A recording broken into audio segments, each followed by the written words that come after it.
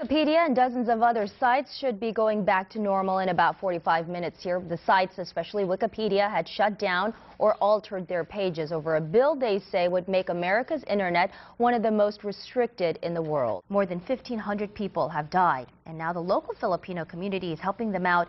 One group held a fundraiser for the ravaged area this weekend. And from one inspirational story to another, tonight we are getting a new look at the amazing recovery made by Congresswoman Gabrielle Giffords. Well, David and Regina, new codes were created in the last 20 years to help prevent devastating accidents. But a committee is recommending the 53-year-old school shut down for good because they're tight on money. They called 911, and when fire crews arrived, they noticed that it was a body burning face down in the grass on the edge of the roadway. That's right, Janet, just a llama and a horse. This beautiful horse behind me actually participated in today's drill. It's resting time right now. The key in today's exercise was learning how to deal with animals in distress, learning to calm them down when it's a panic situation. On the corner of Newtown Road and Broad Meadows, the victim says he wasn't that familiar with this neighborhood and felt a little uncomfortable, but he shrugged it off. Damage right here in downtown Richmond. Take a look. You can see the pile of bricks down here.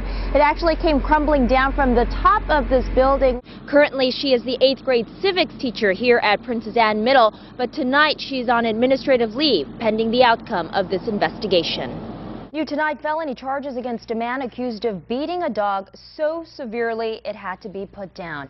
It started as a domestic call on Beachmont Drive in Newport News, but officers say when they got there, they found Matthew Mansfield had beaten a 1-year-old black lab with his fists and a flashlight. The dog was put down. Mansfield is arrested on a felony charge of cruelty to an animal. A woman was also charged with a misdemeanor. Officials at Wilson High School say a teen threatened to bring a gun to the school after a confrontation with workers. Victor Jordan is not a student at Wilson High, but workers say he was there to get some transcripts. That's when he got into an argument with them. Workers think they heard him on the phone as he walked out, telling someone that he would get a gun and come back. Officers arrested Jordan at his home but didn't find any weapons. Media and dozens of other sites should be going back to normal in about 45 minutes here. The sites, especially Wikipedia, had shut down or altered their pages over a bill they say would make America's internet one of the most restricted in the world. The Stop Online Piracy Act, or SOPA, has an equivalent in the Senate called PIPA, and as the name implies, it aims to stamp out pirating of copyrighted materials. But it does so by giving the government the power to shut down websites that link to other sites that are involved in piracy. A lot of companies that lose money to piracy, though, say it's time to regulate the internet. We just don't know the consequences of that. So far, the backlash is working. The White House won't support either bill in its current form. Also, according to thehill.com, Eric Cantor has reportedly said he won't bring SOPA to a vote unless there is a consensus on that bill. Another heated battle is over the Keystone Pipeline. President Obama rejected the idea. The pipeline would have provided a direct line to bring Canadian oil to the Texas Gulf Coast. But the president says Congress didn't give him enough time to make an informed decision. Republicans say the pipeline would create jobs and boost American production of oil products. GOP presidential hopeful Newt Gingrich called the president's rejection, quote, stunningly stupid.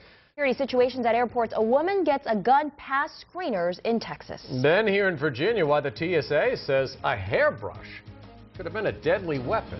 We'll also tell you why the search for survivors was suspended at that cruise ship disaster in Italy, even as dozens of people still remain missing. And a wire. Have you heard this one? TSA screeners in Virginia say a woman had what appeared to be a hairbrush in her carry-on bag, but it turned out to be a disguised dagger. Sharp-eyed screeners in Lynchburg took a second look and caught it before it made it to the plane. The woman isn't facing any charges yet, but the investigation continues. Now we're 6 months past that Virginia earthquake, and the aftershocks keep coming. Folks in Louisa County got rattled again this morning, this time by a 2.5 magnitude quake. There was no damage from the aftershock, but folks are still dealing with the damage from that first quake that happened back in August. That one was 5.8. Emergency officials say today's aftershock is the 82nd one since the earthquake. The big question, of course, is how much do you think a car like this could bring in? I'm going to ask my lovely coworkers. I'm just saying wild guess here, maybe as much as 125,000. Oh my gosh. All I know is when my father bought our Volkswagen when I was in high school, it cost $2,000. All I'm going to say is we don't cheat here at 13 News. I think We're David not cheaters. cheated. We are honest. Was I right? You were right. It's 125 would be right. 125,000. Yeah. Williams off to a great start in college. Another local athlete making us proud. Yep. All right, thanks, Scott. That's going to do it for us tonight, everyone. Nightline is next. At 13 News. And right now, police think there may be at least 50 other victims out there. Tonight, we talked to Herbert Knowles' family. He lived in Norfolk his whole life until they say 3 years ago when he went missing. It's upsetting because I feel like we've been looking for so long. A nightmare is how Tiffany Davis describes the discovery of her missing uncle. 40-year-old Herbert Knowles and 3 other mentally disabled adults were found starved and locked up in the dark basement of this Philadelphia apartment. Detectives say it looked like a dungeon. Inside were buckets used as toilets, orange juice, a mattress, and some sheets. It's just really baffling that another human being could treat people this way. Knowles was found malnourished and shackled to a boiler. He told police he was hit in the head. Like this just simply makes you sick, and there's no other way to describe it. It's unconscionable. Linda Weston, Thomas Gregory, and Eddie Wright have been arrested and charged in connection to the crime. Detectives believe they were stealing the victim's Social Security checks. Davis says her uncle met Linda Weston in Norfolk 3 years ago. They became friends, and she even visited their home here on 29th Street a few times. But soon the two disappeared, and the family reported him missing. But We called police. They said it was nothing that they could do because they didn't have any proof that he left against his will because he was grown. because he is mentally disabled, the family always worried he might be taken advantage of and fall into the hands of evil. We knew that something was wrong at some points. Didn't really think it was that bad. Well, Linda Weston served time in prison before for starving a man to death in a closet. Now, all the victims are being treated at the hospital for malnutrition. Herbert Knowles' family plans to bring him back to Norfolk after his treatments are complete. Live with the latest, Sula Kim, 13 News.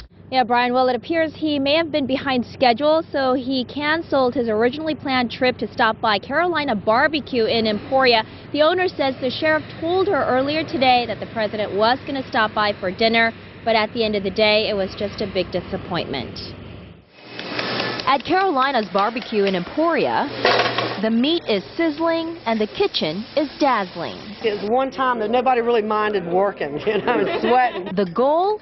Perfection, after word from the sheriff that the president is planning to stop by for dinner. I've been nervous. She's been running around on the phones. This was history. I've never prepped like that in my life. The first black president, the president of the United States, he was coming into my home. These ladies have been sitting at this very spot, anxiously waiting since noon.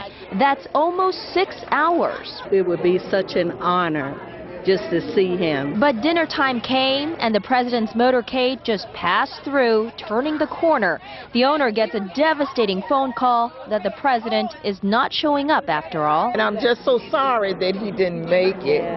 I just waited. Sad, long faces fill the room, and owner Rhonda Myers sheds a few tears. We were very let down. I mean, I'm very let down. You're crying. Yeah.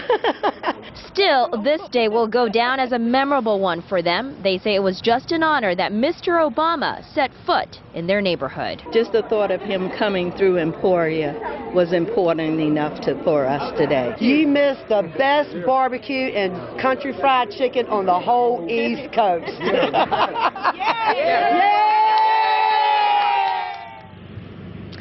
And as we mentioned, the president is staying in Hampton tonight, getting ready for his speech at Langley tomorrow, but no one knows exactly where he is spending the night. Reporting live with the latest in Hampton, Sula Kim, 13 News.